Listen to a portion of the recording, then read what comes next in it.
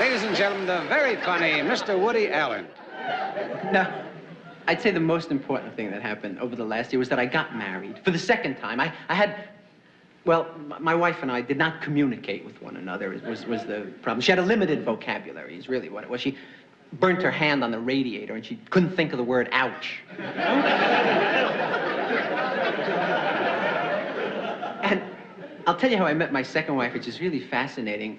I had read that in Life magazine that there was a sexual revolution going on college campuses all over the country. And I re-registered at New York University to check it out, because I used to go to New York University years ago. I was a history of hygiene major there some time ago.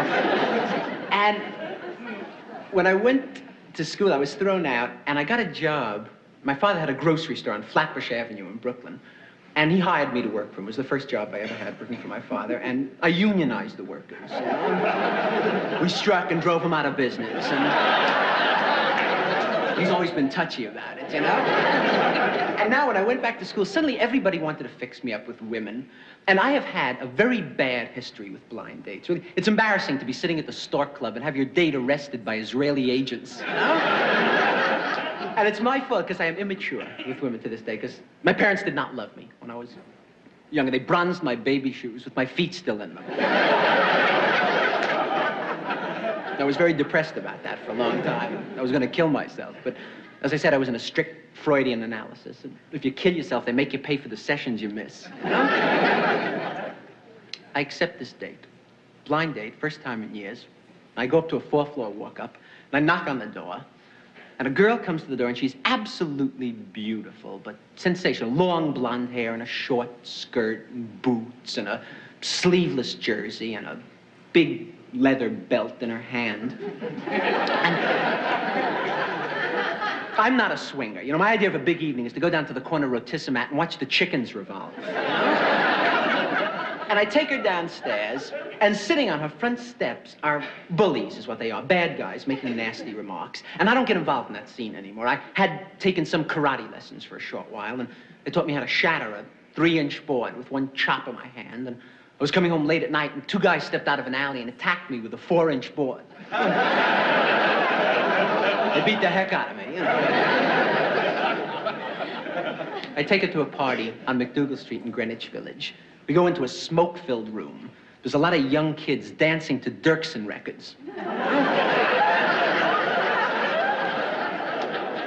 The host is a little adorable girl who is knocking ashes from her banana on the floor. And I do not use, you should also know this about me, any sort of consciousness-expanding material, because my body will not tolerate it. Either I took a puff of the wrong cigarette at a fraternity dance once, and the cops had to get me, you know. I broke 2 teeth trying to give a hickey to the Statue of Liberty.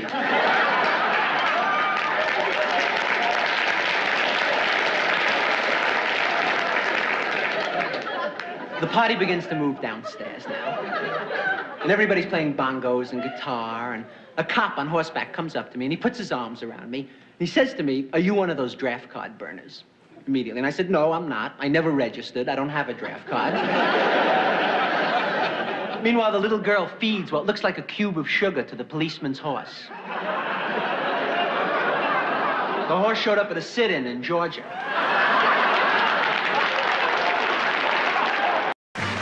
Ladies and gentlemen, the very funny Mr. Woody Allen.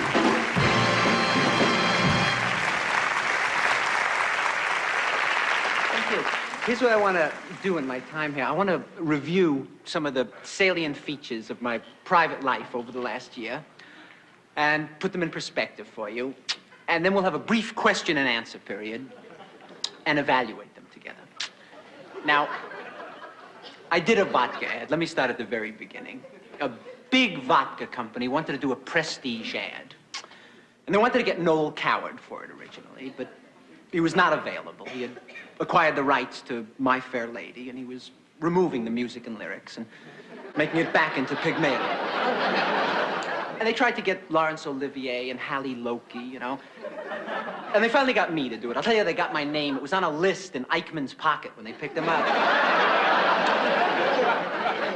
And I'm sitting home one night, I'm watching television. I'm watching a show called Surprise Divorce, you know. They take a happily married couple out of the audience and divorce them on television. And the phone rings, and I answer it. And a voice on the other end says, "How would you like to be this year's vodka man?" And I said, "No. I'm an artist. I do not do commercials. I will not pander. I don't drink vodka.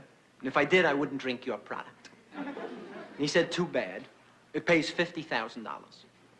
And I said, "Hold on. I'll put Mr. Allen on the phone."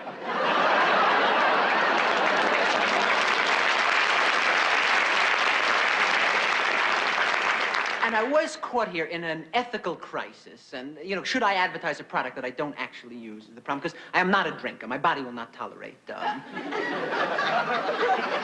spirits of any sort. I had 2 martinis New Year's Eve, and I tried to hijack an elevator and fly it to Cuba. And in the past, whenever I had any sort of crisis at all, I used to consult with my analyst. This is public knowledge. I was in analysis for years because I've emotional problems that I had. I suffered from the delusion that I was short and thin. And I was in a strict Freudian analysis for a long time. And my analyst died 2 years ago, and I never realized it, you know? And now, whenever I have any sort of upset, I always consult with my spiritual counselor, who in my case is my rabbi. And I called him up on the phone, and I laid the proposition on him. And he said, "Don't do it, because it's illegal and immoral and unethical to advertise a product you don't actually use for the money." And I said, "Okay," and I passed up the ad. And I must say, it took great courage, because I needed the money. I was writing at that time. I needed to be freed creatively. I was working on a non-fiction version of the Warren Report, you know? I just passed the ad up. I was really cavalier. And a month later, I'm leafing through Life magazine. And I see a photograph of Monique Van Vuren in a slim bikini bathing suit. And she's on the beach in Jamaica. And there, next to her, with a cool vodka in his hand, is my rabbi.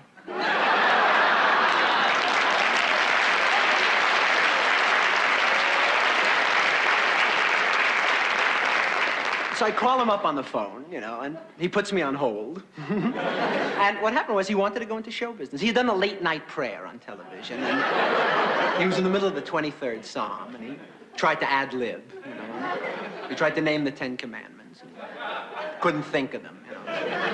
Instead, he named the 7 dwarfs. Now, in addition to my vodka ad, I also played Las Vegas for the first time this year. I'm not a gambler. You should know that about me. I went to the racetrack once in my life, and I bet on a horse called Battle Gun. And all the horses come out, and mine is the only horse in the race with training wheels. And you must take my word for this. There is something seductive about me when I shoot crap. I'm at the gaming table, and I'm dicing, and a very provocative woman comes up to me. She begins to size me up. And I take her up to my room for a drink. And I shut the door. And I remove my glasses. Show her no mercy. And I unbutton my shirt. And she unbuttons her shirt.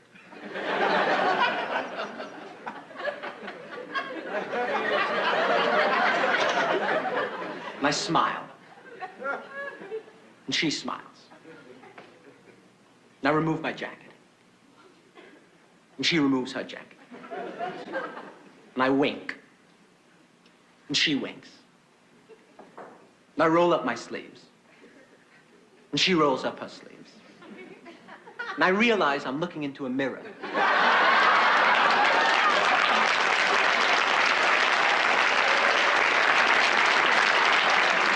I don't want to go into details, but I was pulling glass out of my legs for 2 weeks.